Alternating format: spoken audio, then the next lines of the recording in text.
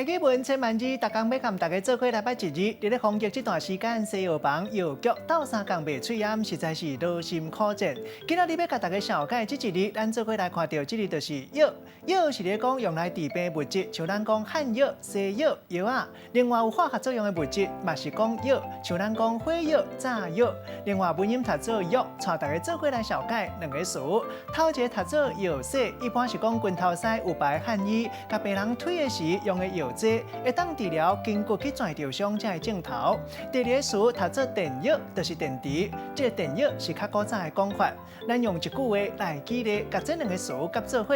譬如讲，时代愈来愈进步，即嘛有一寡汉医要甲病人抓筋或者是药洗时，拢是用插电的机器，安尼就免惊双手推甲无力，嘛免烦恼电药无电的问题，实在足便利。